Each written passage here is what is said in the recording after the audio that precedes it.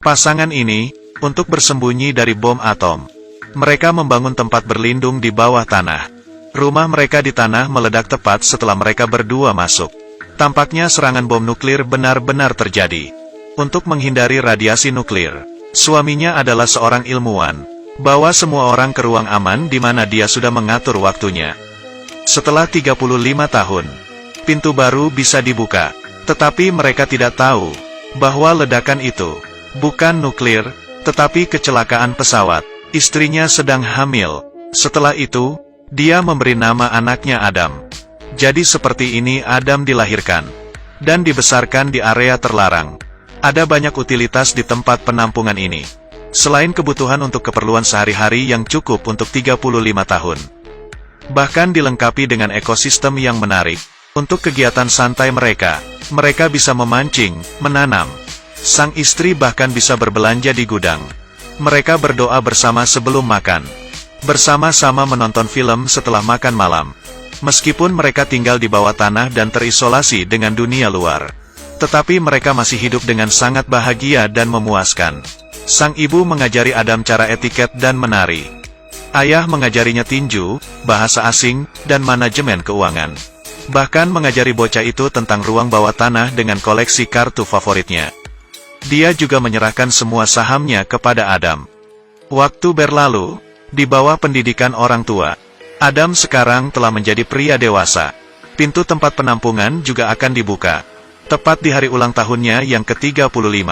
Ibu membuat kue ulang tahun untuk Adam dengan sisa bahan. Mereka juga menyiapkan hadiah untuknya. Ayah memberinya sepasang ski air buatan sendiri. Ibu memberinya jaket kulit rajutan sendiri.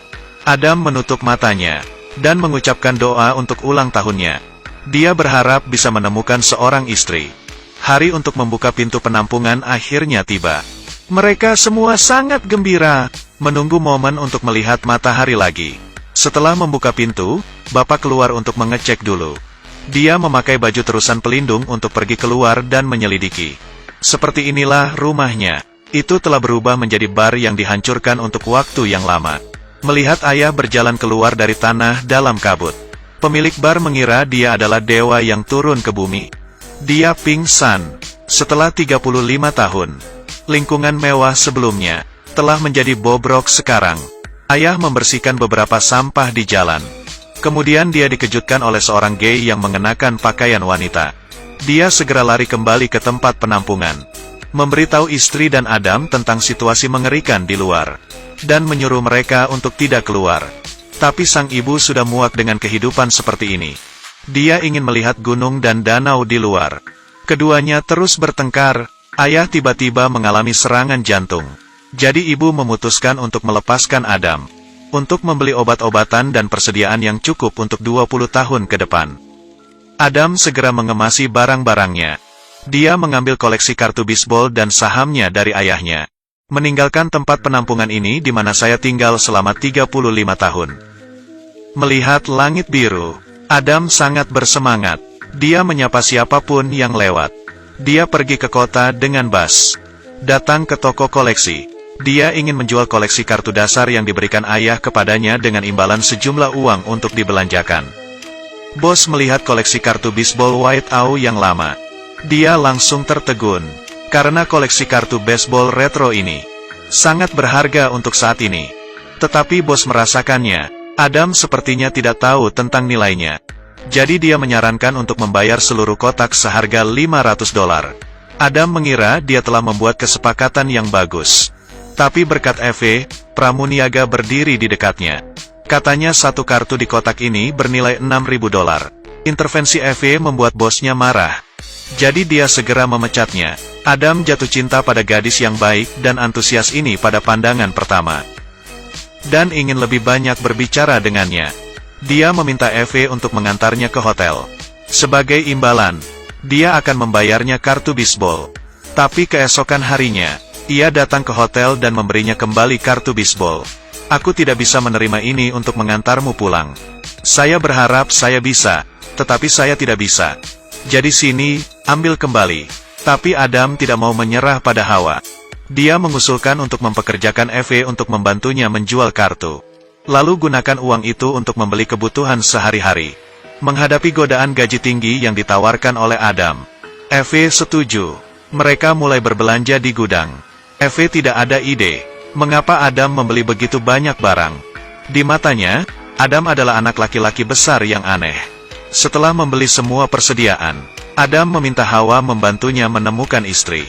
Eve tidak bisa berkata apa-apa, tapi menurutinya. Sebenarnya, dalam beberapa hari terakhir bersamanya, bahkan juga tersentuh oleh bocah besar yang hangat dan polos ini. Adam penasaran tentang apapun. Dia meluncur dengan bebas, menyelam sendiri di laut dengan kegembiraan. Bahkan dia juga bermain dengan hujan. Tetapi orang tua dan saudara laki-laki Eve sama-sama gagal dalam pernikahan. Ini membuatnya tidak berani menerima Adam dengan mudah. Untuk mencarikan istri bagi Adam, Eve membawanya ke bar di malam hari. Tapi saat melihatnya bersama wanita lain, mengobrol, tertawa dan menari, bahkan secara tidak sadar merasa cemburu dan tidak nyaman. Ketika dia kembali ke rumah, temannya mengatakan Adam akan pergi dengan seorang wanita. Dia mencoba untuk berpura-pura tidak peduli, tapi tetaplah mencemaskan dan pergi mencari Adam. Tapi dia tidak menyangka Adam tiba-tiba muncul di belakangnya. Dia bahkan membuatnya takut untuk berguling. Setelah masuk ke dalam, Adam dengan hati-hati membersihkan luka untuk Eve. Dia dengan sepenuh hati mengakui perasaannya padanya. Setelah malam itu, Eve memahami pikirannya sendiri, dan akhirnya menerimanya. Tetapi pada saat ini, Adam memberitahu Eve tentang keluarganya.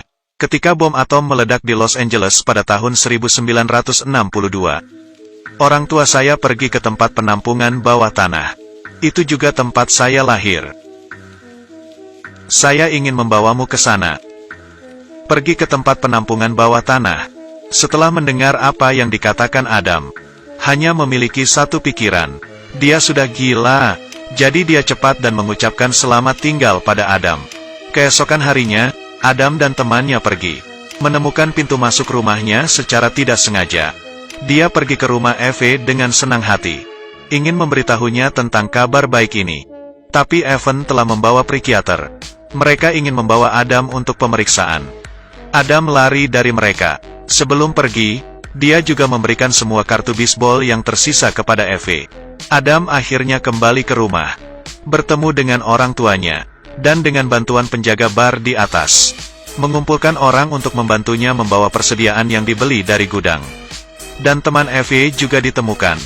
Saham yang ditinggalkan Adam bernilai 10 juta US, dan barang-barang yang digunakan Adam juga diproduksi 35 tahun yang lalu.